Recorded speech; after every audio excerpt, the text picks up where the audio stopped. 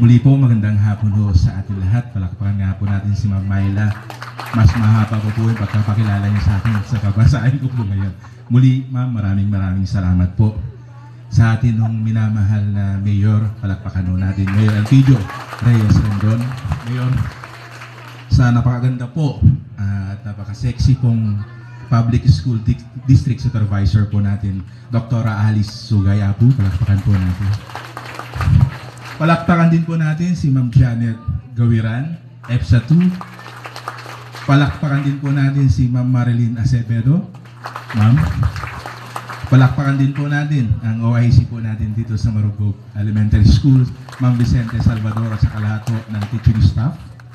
Sa matatag na school head ng bayan ng Amulong, palakpakan po natin sila. Magandang hapon po muli sa atin. Magandang hapon po sa lahat.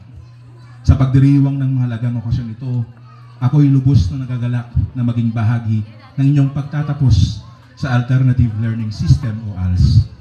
Sa bawat takbang ng inyong tinahak patungo sa tagumpay, kayo ay patunay na katatagan at determinasyon sa kabila ng mga hamon at adlang na inyong inaharap, hindi kayo sumuko.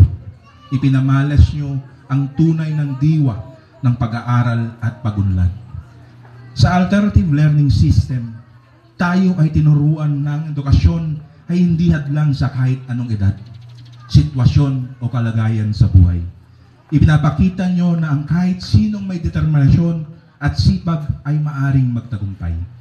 Ngayon araw ng inyong pagtatapos, ito ang panahon upang magpasalamat sa mga taong nagbigay ng suporta at inspirasyon sa inyo sa buong paglalakbay nyo. Ang inyong mga guro, pamilya, kaibigan at kapwa mag-aaral ay nagbigay sa inyo ng lakas at pag-asa. Sa inyong paglalakbay sa susunod na yugto ng inyong buhay, tandaan nyo ang halaga ng patuloy na pag-aaral at pagunlad. Huwag kalimutan magbigay pugay sa inyong mga pinagmulan at sa mga taong naging bahagi ng inyong tagumpay.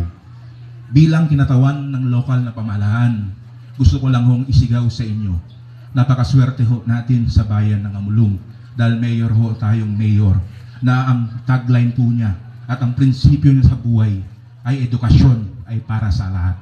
Palakpakan mo natin si Mayor Elpidio Reyes Rendon po. Ako ay nakikiisa sa inyong tagumpay at commitment sa pagunlad ng ating komunidad.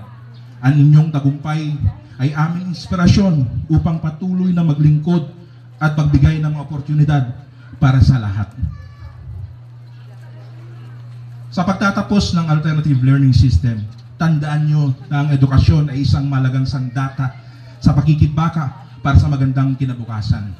Huwag kalimutan gamitin ang iyong kaalaman at kakayahan upang makatulong sa pag-uunlad ng ating bayan. Sa inyong pagtatapos, hindi lamang kayo nagtapos ng isang yugto, bagkus nagsimula kayo ng bagong paglalakbay tungo sa mga pangarap at mitihin. Patuloy niyong ipagpatuloy ang iyong paglalakbay na may pagmamahal at kaalaman at pag-asa para sa isang magandang kinabukasan. Gusto ko lamang ikwento sa inyo kung paano ho nagsimula si Big Daddy Banyares Donato. Sabi nga ni Ma'am kanina, produkto ko ng Far Eastern University, BSc Legal Management. Nagtapos po ko ng abogacya sa MLQ School of Law. Pinangarap ko pong maging isang abogado, pero hindi ho ibinigay sa akin. Hindi ho ako nagtagpo. Bagkus nagdasal ho ako. Hindi po ako perpektong tao, pero marunong po akong magdasal. Naniniwala rin po ako, mga ma'am, mga sir, mayor, na ang patron saint, sabi nga ho nila, dapat ho direkta tayong sumagot. Pero ako po kasi may mga santo po talaga akong, yun ang naging sandalan ko noong nasa law school ako po. Isa ho sa mga santo na lagi kong dinadasalan po, si Saint Therese at saka si Our Lady of Piat po. Ibinulong ko po sa kanila. Ibinulong ko sa kanila nung di ako pumasa ng bar exam.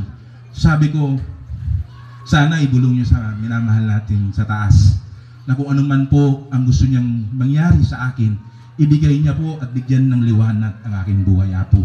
Parang sa inyo, ang sitwasyon nyo ay dapat hindi ho maging hadlang.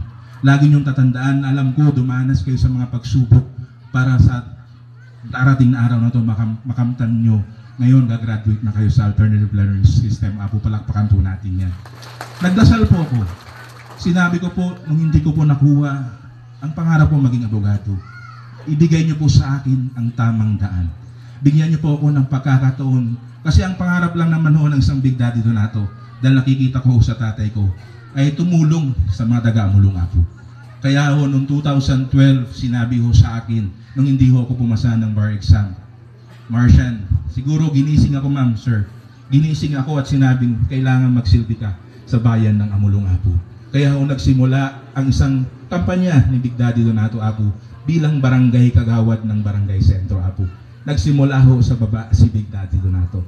Dahil ito po ang kailangan. Kailangan maipakita ho natin kung paano magsilbi ang isang Big Daddy Donato. Muli, Sir Ma'am, maraming salamat ho sa pagkakataon na nakasama ko ngayong hapon. Lagi niyong tatandaan na pagsubok lamang, katulad yung nangyari kay Big Daddy Donato Apo.